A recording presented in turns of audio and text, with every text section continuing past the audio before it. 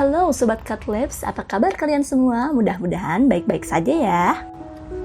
Cerita ini berkisah pada tahun 1994 tentang seorang pria pemalas bernama Ko Ching Teng atau kita panggil saja Ko Teng yang mengklaim bahwa dia adalah satu-satunya orang yang tidak tertarik kepada Sen Chai meskipun dari SMP ia satu kelas dengan Sen Chai.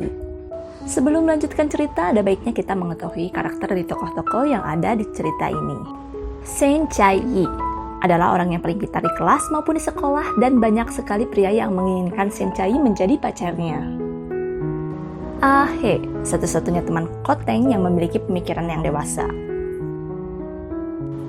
Bo Chun adalah seorang yang culun juga memiliki kelainan yang aneh di mana everyday. Liao Ying Hong yang dalam kehidupannya sangat sok ganteng sekali dan dia juga selalu memperhatikan beberapa trik sulap yang sangat aneh.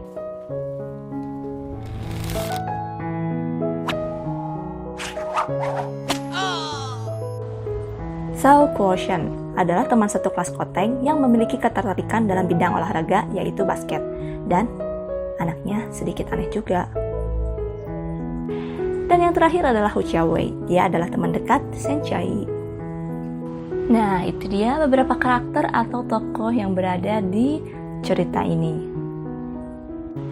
Kembali pada kisahnya, di pagi hari mereka bersepeda untuk menuju ke sekolah.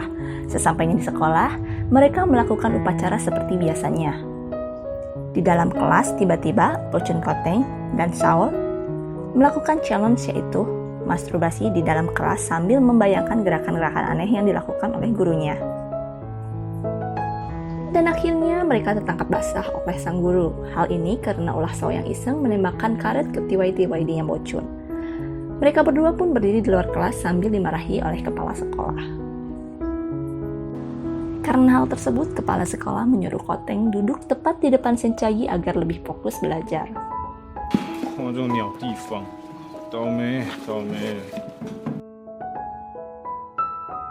Suatu hari, Chai lupa membawa buku teks bahasa Inggrisnya. Ko Teng pun memberikan buku bahasa Inggrisnya kepada Chai hingga ia harus menggantikan Chai menjalani hukumannya. Pada saat itu, Chai tersentuh oleh kemurahan hati Ko Teng. Keesokan harinya, Chai berterima kasih kepada Ko Teng dan ingin membantunya dengan cara mempersiapkan ujian latihan sebagai imbalan. Hal ini tentunya untuk mendorongnya giat belajar. 我瞧不起的不是成绩不好的人，我瞧不起的。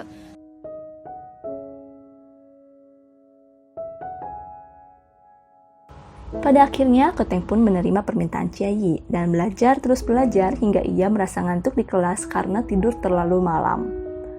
Di suatu hari di mana guru membagikan hasil ujian, ternyata Ko Teng mendapatkan hasil baik yaitu 75 meskipun dia tidak sempurna namun sang guru sangat bangga. Kemudian Sen Chai mengajak Ko Teng untuk tinggal setelah sekolah berakhir untuk belajar dengannya. Di sana, mereka bertaruh bahwa jika di antara mereka nilai hasil ujiannya lebih rendah, maka harus mengikuti apa yang diminta oleh pemenang. Permintaan dari Ko Teng jika ia menang adalah ia meminta agar Sen Chai mengikat rambutnya. Sedangkan jika Sen Chai yang menang, ia meminta Ko Teng memotong habis rambutnya. Beberapa hari kemudian setelah mereka berdua giat belajar, usai pelajaran di sekolah, tiba saatnya pembagian hasil ujian yang mereka ikuti. Dan alhasil, Sen Chai berada di posisi pertama dan Ko Teng berada di posisi kedua, yaitu artinya Ko Teng harus memotong habis rambutnya saat itu. Ketika pelajaran usai, mereka berdua kembali belajar bersama di kelas dan Ko Teng pun pergi dari sana tanpa sepengetahuan Sen Chai untuk pergi ke tempat pangkas rambut.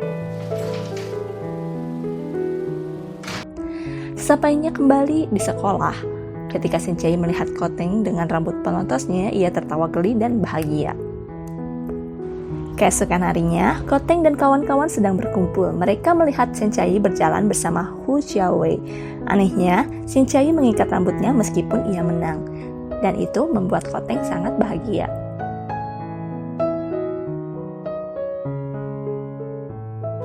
Beberapa minggu pun berlalu. Hingga tiba waktunya acara kelulusan. Seperti siswa umumnya di Indonesia, mereka juga ternyata melakukan acara coret-coret baju. Setelah acara usai, mereka bermain-main di luar ruangan. Hu Xiaowei bertanya kepada Sen Chai, "Jadi, apakah kamu sudah memutuskan siapa yang akan menjadi pacarmu?" Lalu Sen Chai pun berbisik dan, ya kan gak kedengeran.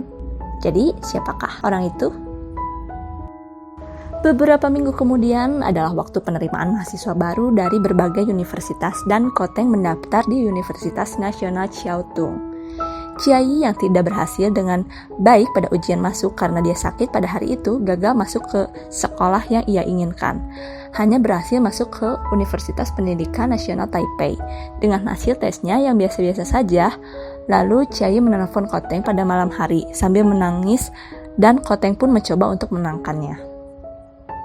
Singkat cerita, mereka semua telah masuk ke universitasnya masing-masing, dan Koteng bertemu dengan teman-teman barunya yang tentu saja lebih aneh dari sebelumnya. Di sana, Koteng menelepon Sen Chiayi hampir setiap malam dari universitas. Selama liburan musim dingin tahun itu, keduanya pergi pada kencan pertama mereka, di mana Koteng bertanya pada Sen Chiayi apakah ia mencintainya. Namun, takut dia mengatakan tidak, dia memutuskan bahwa dia lebih suka tidak mendengar jawabannya. Ching Teng kemudian mengatur malam pertarungan dan mengundang Chiayi untuk menonton, berharap dapat membuatnya terkesan dengan kekuatannya. Sebaliknya, Chiayi merasa Ching Teng seperti kekanak-kanakan jika ia melukai dirinya sendiri. Hal ini membuat Ching Teng kesal, memicu pertengkaran yang menyebabkan keduanya putus. Selama 2 tahun setelah perpisahan mereka, Ching Teng tidak memiliki kontak dengan Chiayi. Dia memenuhi syarat untuk mengikuti kursus penelitian pascasarjana di Universitas Tunghai. Tepat dia mulai menulis cerita secara online. Koteng hanya mendapatkan kembali kontak dengan Sen Chiayi setelah gempa 921, saat dia menelepon untuk mendengar apakah dia baik-baik saja.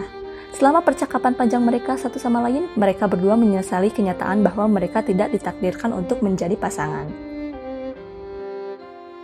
Sen Chiayi, 你相信有平行时空吗？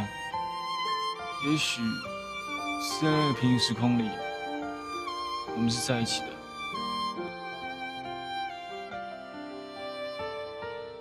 谢谢你喜欢我。 Bertahun-tahun kemudian, pada tahun 2005, Sen Chiayi tiba-tiba menelepon Koteng untuk memberitahunya bahwa dia akan menikah. Semua teman lamanya berkumpul di pesta pernikahan, membuat lelucon dan mencoba mempermalukan suaminya yang agak lebih tua. Mereka terkejut bahwa emosi masa lalu mereka telah berubah menjadi persahabatan dan ketenangan yang dalam. Belakangan, ketika mereka berkumpul untuk memberi selamat kepada dua mempelai, para sahabat bercanda bahwa mereka harus bisa mencium pengantin. Sang suami berkata bahwa siapapun yang ingin mencium pengantin wanita harus menciumnya seperti itu terlebih dahulu. Koteng meraih pengantin pria dan mendorong ke atas meja menciumnya seperti dia akan mencium Chiayi.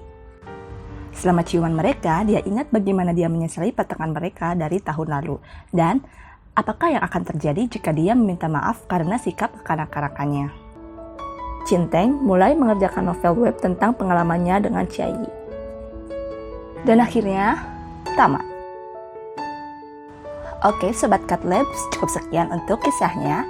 Jika kalian punya masukan untuk film ini, bisa tulis di kolom komentar ya. Jadi, kesimpulan dari film ini adalah, jika kamu sangat cinta pada pasanganmu, kamu akan merasa sangat bahagia ketika melihat orang yang paling kamu sayang bahagia dengan orang lain.